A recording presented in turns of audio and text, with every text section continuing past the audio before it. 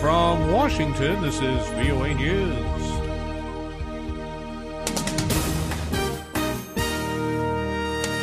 I'm Ray Kouguell reporting. U.S. launches new airstrikes in Iraq.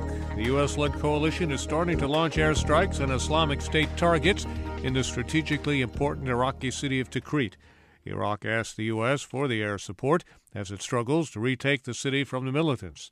Coalition Commanding General James Terry says the strikes are intended to destroy IS strongholds with precision, saving innocent Iraqi lives while minimizing collateral damage to infrastructure.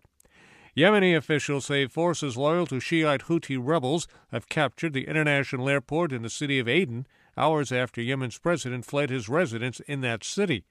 Earlier Wednesday, Yemeni warplanes from bases controlled by Houthi rebels and their allies targeted the presidential complex in Aden.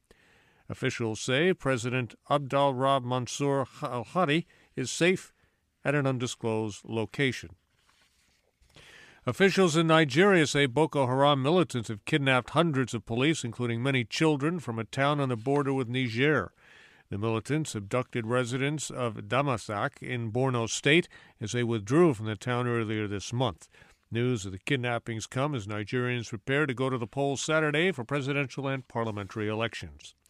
U.S. Secretary of State John Kerry will meet Thursday in Lausanne, Switzerland for deadline negotiations with Iranian Foreign Minister Mohammad Javad Zarif about Tehran's nuclear development program. The two diplomats and envoys from China, Russia, France, Germany, and Britain face a self-imposed March 31st deadline to reach a preliminary agreement that could restrain development of Iranian nuclear weapons for years and ease Western economic sanctions against Tehran.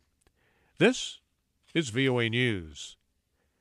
The leaders of France, Germany, and Spain met in somber solidarity Wednesday near the site where a Germanwings Airbus A320 crashed into the French Alps, killing all 150 people aboard.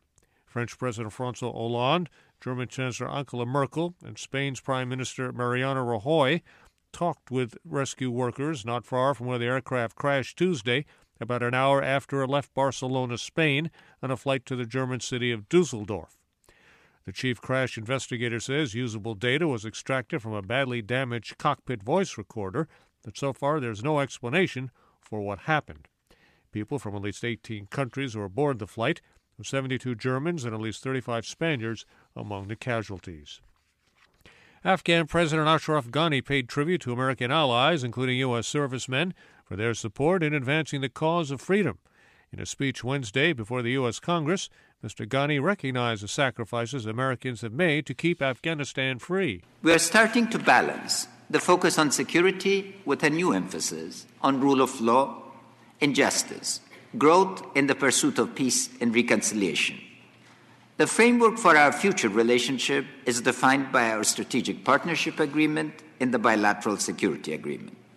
On your side, you've reaffirmed your commitment to support Afghanistan. On our side, we will focus on self-reliance. Mr. Ghani's visit to the U.S. and his speech to Congress, an honor not accorded to every foreign leader visiting Washington, is part of an effort to repair relations between the two countries strained by almost 14 years of war. The United States envoy to South Sudan is urging the warring factions to resume peace talks. It comes a day after the UN warned of imposing sanctions against anyone who threatens the peace, security, or stability of South Sudan.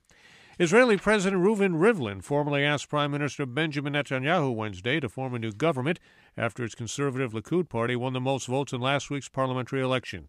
VOA Scott Bob has more. The choice of Benjamin Netanyahu to serve an unprecedented fourth term as prime minister would indicate that a majority of voters in Israel prefer continuity in government policies over any far-reaching change.